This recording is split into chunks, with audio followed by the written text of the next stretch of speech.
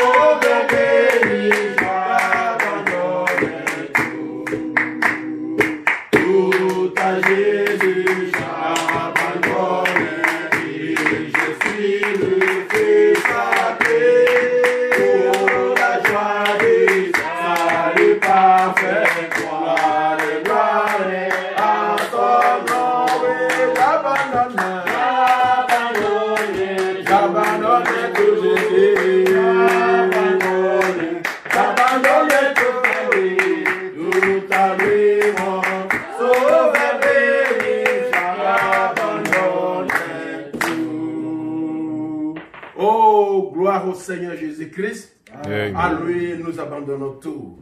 Aujourd'hui, on a payé quand même chanter un peu quelques cantiques pour la gloire du Seigneur. Priez un peu le Seigneur va lire sa parole. Dieu Tout-Puissant, Créateur des cieux et de la terre, le Dieu de nos pères. Nous venons encore une fois devant toi en ce moment, Seigneur, pour te remercier pour la grâce que tu t'es manifestée envers nous pour la nuit d'aujourd'hui jusqu'à ce matin que tu nous as donné. À toi soit la louange, l'honneur et la gloire au siècle des siècles. Amen. Parce que si ce n'était pas ta grâce, Père Céleste, on ne peut pas être ce que nous sommes maintenant. Ainsi, en ce moment, Père Céleste, nous approchons devant toi. Nous voudrons lire ta parole et une petite exhortation de quelques minutes, que toi seul tu puisses venir nous accorder cela. Tu es l'alpha et l'oméga, le commencement et la fin. Oh, nous t'appelons encore sur la scène ce matin, afin qu'au nom du Seigneur Jésus-Christ, que tu étendes ta main et tu puisses prouver ta grandeur. Et qu'au nom de Jésus-Christ, que tu guérisses ceux qui sont malades partout et partout au travers le monde qui ont besoin de la guérison. Que tu puisses affermir ceux qui sont affaiblis, Seigneur. Que tu puisses relever ceux qui sont par terre. Que tu puisses réhabiliter, Seigneur, ceux qui sont éparpillés, oh Dieu. Dans le nom de Jésus-Christ, que ta grâce soit encore manifestée et que nous puissions élever nos voix vers toi, sachant que tes oreilles ne sont pas bouchées pour nous écouter. Tu nous écouteras et tu nous exauceras. Amen. Commence et termine avec nous ce matin, dans le nom de Jésus-Christ. Amen. Amen. Amen. Que le Seigneur vous bénisse richement. Amen. Amen. Étant debout, prenez vos Bibles avec moi. Nous allons lire une portion de la parole du Seigneur. Dans le deuxième livre de la Bible, donc dans l'Exode chapitre 14, à partir du verset 10, et en descendant. Pharaon approchait. Les enfants d'Israël levèrent les yeux et voici les Égyptiens étaient en marche derrière eux. Et les enfants d'Israël eurent une grande frayeur et crièrent à l'Éternel et dirent à Moïse, N'y avait-il pas de sépulcre en Israël sans qu'il fît besoin de nous mener mourir au désert? Que nous as-tu fait en nous faisant sortir d'Égypte? N'est-ce pas là ce que nous te disions en Égypte? Laissez-nous servir les Égyptiens, car nous aimons mieux servir les Égyptiens que de mourir au désert. Et Moïse répondit au peuple, ne craignez rien, restez en place et regardez la délivrance que le Seigneur, que l'Éternel va vous accorder en ce jour. Car les Égyptiens que vous voyez aujourd'hui, vous ne les verrez plus jamais. L'Éternel combattra pour vous et vous gardez le silence. Amen. Alléluia. L'Éternel dit à Moïse, pourquoi s'écrie? Parle aux enfants d'Israël et qu'ils marchent. Et toi, lève ta verge et tends ta main sur la mer et fonds-la. Et les enfants d'Israël entreront au milieu de la mer à sec. Amen. Amen. Amen. Soyez-vous et que le Seigneur bénisse richement à l'écoute de sa glorieuse parole. Amen. Amen. Oh, je voulais juste une exhortation de quelques minutes. Notre temps est réellement passé. Je voulais parler un peu. Restez en place et voyez la délivrance de l'Éternel. Donc, restez à votre position. Et voyez la main de l'Éternel qui va intervenir. Amen. Israël était dans une situation aussi rocambolesque qu'incroyable. Ils venaient de recevoir leur liberté après 400 ans en Égypte, dans un pays étranger qui n'était pas leur promis par Dieu. Ils étaient là parce qu'ils avaient suivi Joseph, qui avait fait prospérer en Égypte, et que la famine avait frappé le monde. Mais le temps était arrivé pour Dieu qu'ils retournent à la terre, aux terres que lui les avait léguées, lui les avait données. Maintenant, pour retourner à cela, Dieu a plusieurs manières de faire. Dieu a plusieurs serviteurs. Même le diable aussi est le serviteur de Dieu. Dieu sert du diable pour amener son peuple sur son droit chemin. Si Dieu envoie des prophètes, si Dieu envoie le Saint-Esprit, si Dieu envoie les prédicateurs, tes prêcheurs tu n'écoutes pas, tu vas dire maintenant, ok, retirez-vous, j'ai un autre prédicateur que je vais amener, c'est le diable. Alors le diable ne viendra pas mener une prédication comme je parle maintenant. Il viendra parler comme les anges. Il viendra avec des calamités, des problèmes terribles dans ta vie, juste pour que tu puisses retourner sur le droit chemin. Amen. Et quand tu retournes sur le droit chemin, alors Dieu dit, arrête maintenant Satan et sors le de mon fils et quatre de ma fille. Donc c'est comme ça que Dieu agit. Alors, Israël devait maintenant retourner en Palestine. Mais comme ils avaient tellement prospéré en Égypte, s'ils devaient dire retourner en Palestine, ils ont dit que non, on a déjà fait la vue sur l'Égypte. On est bien ici, on a nos maisons, on a nos pâturages, nous avons nos biens ici, on ne peut pas retourner en Palestine, allez commencer la vie à zéro.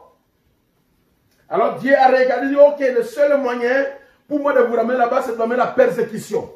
Dieu a mené maintenant, il a mené un pharaon qui connaît l'histoire de Joseph, mais qui ne reconnaissait pas la bonté et les bonnes œuvres que Joseph avait fait à l'Égypte.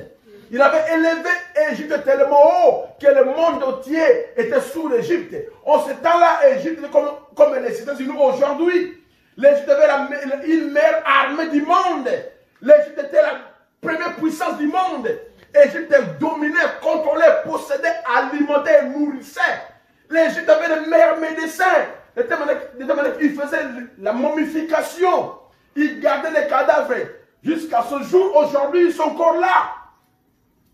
Mais la technologie a été perdue. Donc ils avaient la technologie, la médecine plus élevée que notre médecine d'aujourd'hui. Alors Israël ne pouvait pas admettre quitter Goshen pour retourner encore en Palestine, alors commencer la vie à zéro. Alors Dieu a envoyé un pharaon qui ne connaissait pas les bontés et les bonnes œuvres que Joseph avait faites. Il a commencé à les persécuter, à les torturer. Et ce n'était pas assez. Il a maintenant ordonné qu'on puisse tuer tous les garçons qui naissaient.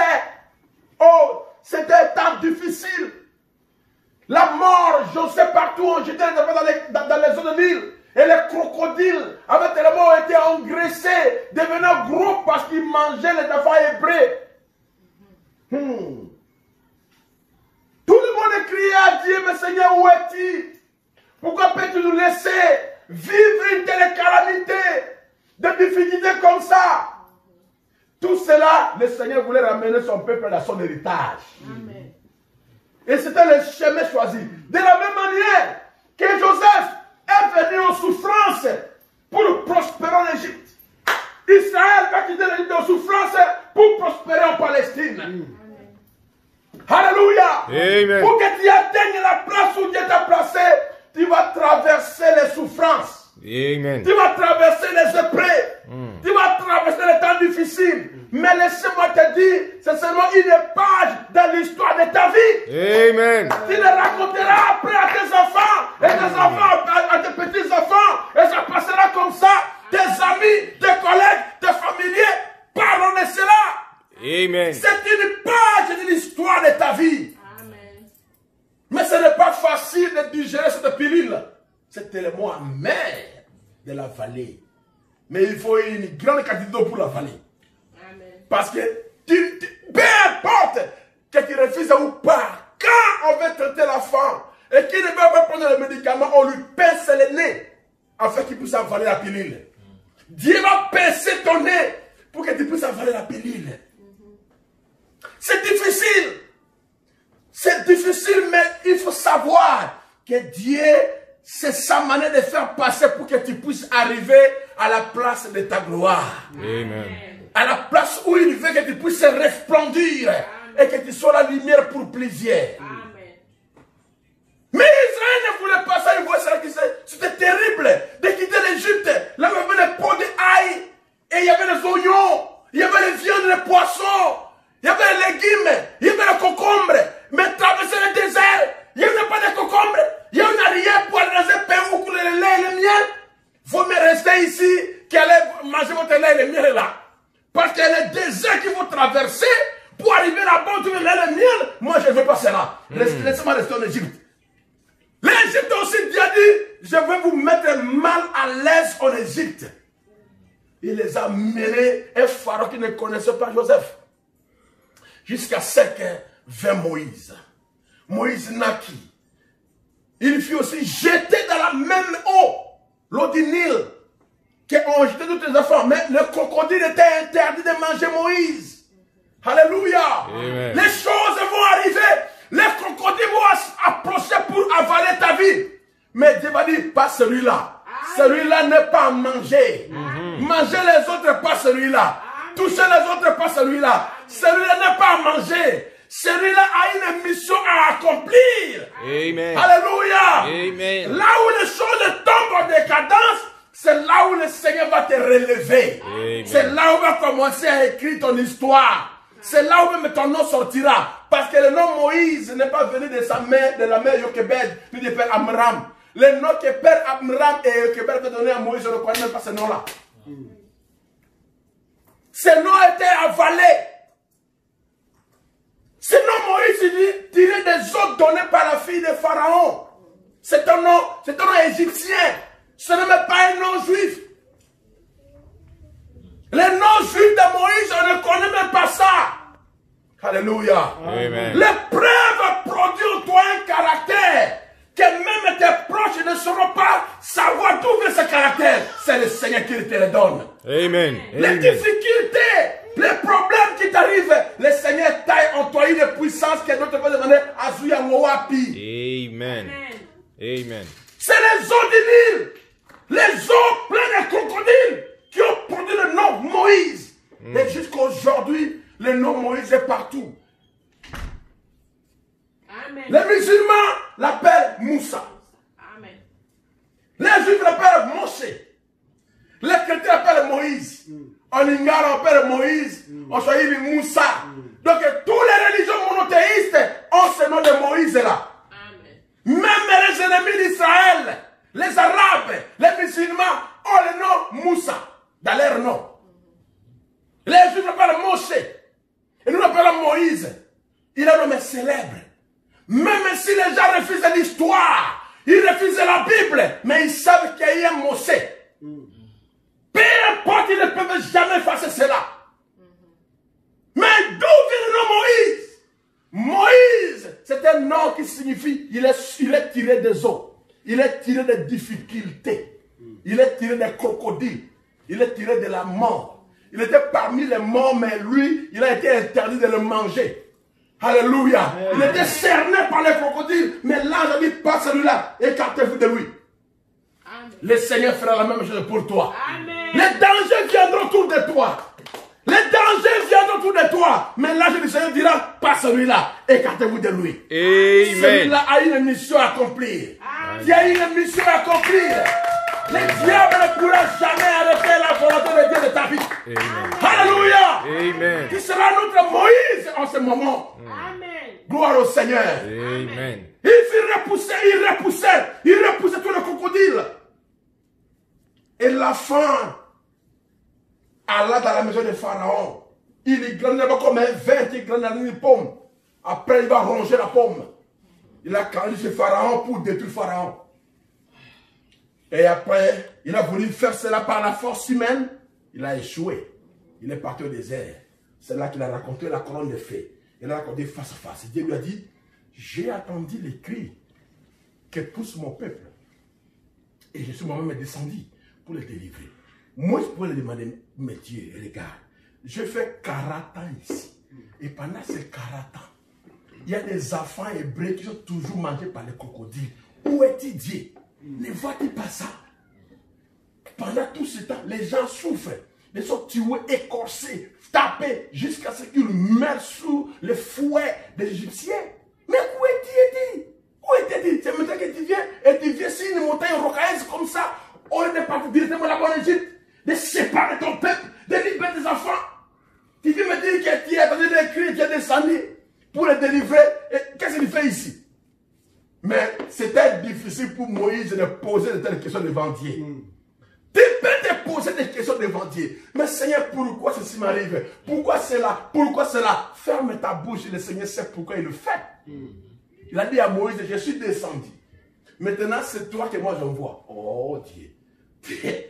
Tu descends toi-même là. Tu dis que tu es le Dieu tout-puissant. Tu es venu te manifester à moi au nom qu'Abraham, Isaac et Jacob ne t'ont jamais connu. Tu viens chez moi avec un nom tout-puissant, un nom extraordinaire là. Après, tu me dis que... Amen. Tu es né pour un but, tu n'es pas né par hasard. Il y a un but pour ta naissance sur la terre. Et Dieu ne peut pas travailler dans cette portion de temps qui a été mis devant lui dans une place appropriée sans toi. Tu es son agent, tu es sa main, tu es son outil. Tu es son instrument qu'il a préparé pour utiliser dans une place appropriée, dans un moment approprié, pour un délai approprié. Amen. Alors il ne faut jamais échapper à la volonté de Dieu. Amen. Alléluia. Alors Moïse a parlé avec Dieu, il a dialogué avec Dieu, et Dieu là, ouais, il dit maintenant va et je serai avec toi. Je te ferai Dieu devant cet écrit de Pharaon. Mais la chose bizarre est que Dieu respecte les protocoles.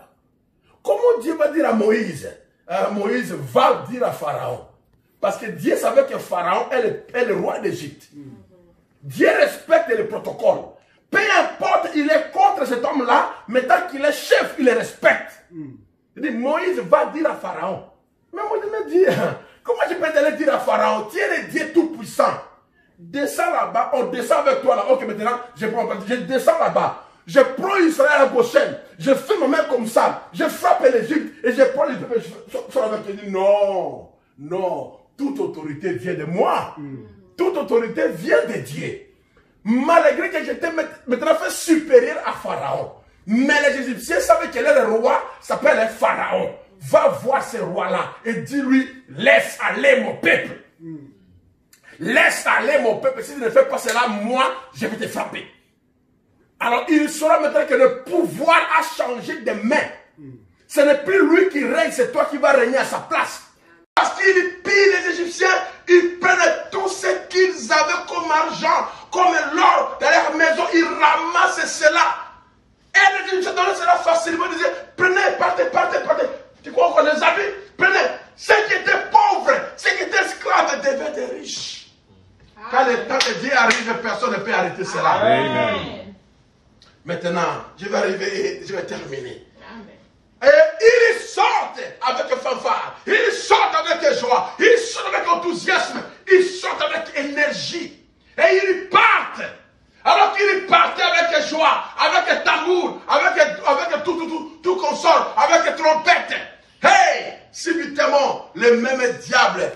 Ce n'est pas le diable, c'est le même Dieu. Il dit, je n'ai pas encore terminé à détruire l'armée de l'Égypte. Il dit maintenant, Pharaon, lève-toi. Amène ton armée à la mort. Amène vite ton armée à la mort. Il dit, diable va le faire. Le diable descend du Pharaon. Amène ton armée à la mort. Ramasse ton peuple, va tuer ces gens-là. Il lui parlait dans notre langage, mais j'ai dit aussi dans notre langage. Il dit, va tuer les Juifs, va tuer les enfants d'Israël, mais Dieu disait, amène ton armée à la mort. L'Égypte doit devenir un pays sans armée.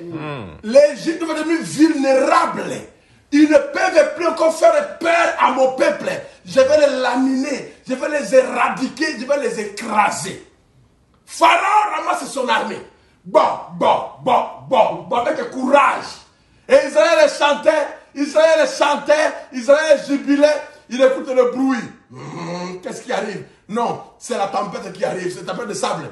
Après, il regarde derrière, il voit des hommes, des chars. Oh là là! Oh là là! Amen. La débandade honte dans les camps. Amen. Le chaos s'installe dans les camps. Les choses vont devenir maintenant amères. Qu'est-ce qui va arriver, Moïse? Écoutez-la très bien là où je vais terminer.